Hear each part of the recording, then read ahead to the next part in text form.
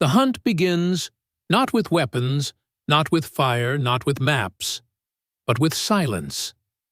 The question is this: how did our ancestors 4.5 million years ago track their prey across endless plains without tools, without GPS satellites guiding their every step? What senses did they sharpen to survive, and what instincts kept them alive, when every mistake meant starvation? Today we rely on technology, but back then survival was written into the body itself. What would happen if we were forced to walk into that ancient world, stripped of every device, and made to follow the path of the hunt? The grassland quivers in the morning light. A band of early hominins crouch low, their bare feet pressing into the dust, eyes scanning the faint impressions in the earth. A trail hoofprint stretches ahead into the shimmering horizon. They do not speak. They do not need to. Every gesture, every glance, carries the weight of life and death. One female leans forward, brushing her fingertips across the crushed blades of grass. She inhales, and the faint trace of musk clings to her nostrils. The prey is near, but not yet seen. The chase has already begun long before the animal appears. Unlike predators that rely on speed and fangs, these hominins survive through endurance. They cannot outrun the antelope in a sprint, but they can outlast it. The trail is their compass, their lifeline. Sweat beads upon their foreheads, though the sun has barely risen. The youngest of the group watches carefully, mimicking the elders as they trace subtle signs: a broken twig, a darker patch of soil, still wet from dew disturbed by hooves. Each mark is a clue, each step a calculation. The rhythm builds. Hours pass, and the line of hunters moves steadily, never rushing, never faltering. The prey cannot see them, but it feels them, a presence, pushing it forward into exhaustion. Breath deepens, muscles ache, yet the band presses on. This is persistence, hunting a strategy as old as the earth itself, to follow without fail, to pressure the animal until its strength collapses. The hunt is not about speed, but about patience. Now the camera of time shifts. Fast forward millions of years. Satellites circle the earth, glowing dots in the void, mapping every inch of terrain. A hunter of today no longer bends to sniff grass or trace prints. Instead, a device in his palm flashes a signal marking the position of his quarry. The contrast is stark: muscles replaced by machines, instinct replaced by screens. Yet, does the core remain the same? Both then and now, survival depends on knowing where the prey is, where it will go, and how to endure the pursuit. Back in the prehistoric savanna, dust swirls around ankles as the animal finally comes into view. Its chest heaves, foam flecks its mouth. The band spreads out surrounding it in silence. There are no cheers, no words of triumph, only the steady rhythm of breath, the pounding of hearts, and the certainty that life will continue for another day. This is survival, painted not in technology, but in sweat, earth, and blood. The hunt ends, but the story does not. For every trail followed, another begins. And so we ask again, what have we lost? And what have we gained in trading the ancient art of tracking for the precision of satellites above? The carcass lies heavy in the grass, steam rising from its body in the cool morning air. The band gathers not to feast immediately, but to ensure safety. Vultures circle above their black shadows, flickering across the savanna. But the hominins stand their ground. They know this victory was earned through endurance, not luck. They tracked without tools, without maps, guided only by instinct and the earth beneath their feet. Each gesture, hands tearing reeds to bind meat stones scraping against bone, speaks of survival written into muscle and bone. The youngest watches, as sinew is stripped and marrow cracked open, learning that tracking is more than hunting. It is the lifeline of the clan. Without following signs in the soil, without reading the language of the land, hunger would return. The hunt is knowledge passed not through words but through movement, repetition, and ritual.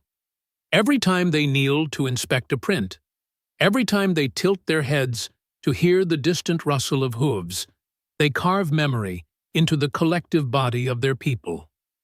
Time bends again.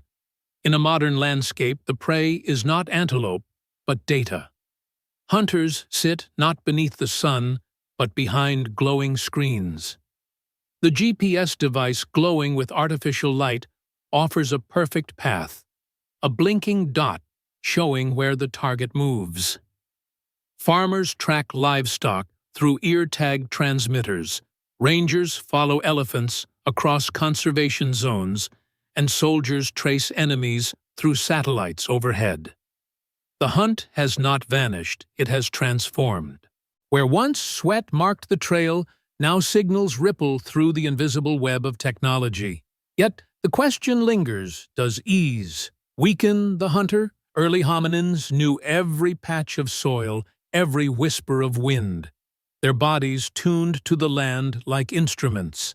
In contrast, modern hunters trust circuits, batteries, and signals that can vanish with a dead battery or a broken satellite link. The ancient hunter's weakness was exhaustion. The modern hunter's weakness is dependence. Back on the savannah, the band hauls strips of meat across their shoulders, beginning the long return to their temporary shelter. Their steps carve deep into the soil, leaving behind tracks that future hunters, predators, or rivals might follow. Survival is never permanent. It is always a balance between being the tracker and being the tracked. The cycle is eternal. Fast forward again to today, hikers move through forests with GPS watches strapped to their wrists. Joggers trace routes on glowing apps, posting their paths to digital maps for others to see. The act of walking the land has not vanished, but its meaning has shifted from necessity to leisure, from survival to recreation. Yet the echo of prehistory lingers. Every step tracked by satellites is a faint shadow of footsteps once pressed into ancient earth. The epic lies in continuity. Whether in the raw dust of the savannah or the polished interface of a digital screen, humanity's survival has always depended on knowing where life moves and how to follow it. The method has changed, but the pursuit, the endless rhythm of hunter and hunted, remains eternal. Night settles over the savannah, yet the memory of the hunt does not fade. Around a dim fire of smoldering branches, weak accidental, not yet mastered, the clan rests. They eat in silence, eyes darting to the shadows where predators lurk.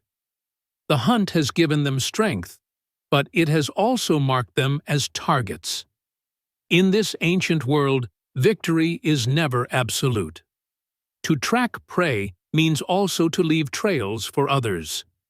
The cracked bones at their feet are both sustenance and signal-telling. Any who pass life exists here. Survival is never hidden. It is always exposed. The rhythm of their bodies carries the lesson. Every ache in muscle, every blister on the soul is a reminder of what endurance demands. Tracking on foot is not a choice. It is the only way to secure life. And through this relentless pursuit, a deeper connection is forged. The earth becomes map. The sky becomes compass. The body becomes instrument. Each hunter's chest rises and falls in unison, echoing the pulse of the land. They are not simply following prey. They are becoming one with the rhythms of the world itself. Now shift to the present. The hum of satellites fills the void above the planet, though no human ear can hear it. Invisible signals crisscross the sky, drawing maps across continents. A hunter in Alaska, a farmer in Kenya, a soldier in the Middle East, each holds a device glowing with certainty, a digital oracle that whispers, "Turn here, your target is there." The human body, once sharpened by necessity, now relaxes into reliance. Muscles no longer read the ground. Eyes no longer search for broken twigs. The hunter is guided by abstraction coordinates and numbers, not footprints and dust. But what happens when the screen goes dark? When batteries drain, when signals fail, when the artificial stars above flicker out? The modern hunter is left stranded, stripped of knowledge buried long ago. The contrast is stark. The ancient hunter feared lions, hyenas, thirst. The modern hunter fears disconnection. Both are vulnerable, but to different predators. Back in prehistory, a storm gathers. The faint trail of the day's pursuit has been washed clean by rain. The hunters wake at dawn, faced with the void of a vanished path. Yet they do not despair. Their eyes scan the horizon, their ears tilt toward distant calls. A lone bird circles low, and the band moves toward it, knowing that scavengers often reveal where prey has fallen. Knowledge flows not from devices, but from patterns, rhythms, and an unbroken intimacy with the land. Even in uncertainty, they adapt. Their survival depends on it. The camera turns once more to the present. Modern technology thrives on precision, on the promise that every answer is exact. Yet it is this very precision that dulls adaptability. When the route is set, detours become failures. When signals dictate, instinct withers. The prehistoric hunter lived in ambiguity, reading signs that could be interpreted many ways. That uncertainty forged resilience. Today, certainty breeds fragility. This is the paradox. Our ancestors, armed with nothing but their bodies, could track life across endless plains. We, with satellites above and devices in our pockets, often cannot walk home without a glowing map to guide us. Survival has shifted from muscle and instinct to software and signal, but has the essence of the hunter truly changed?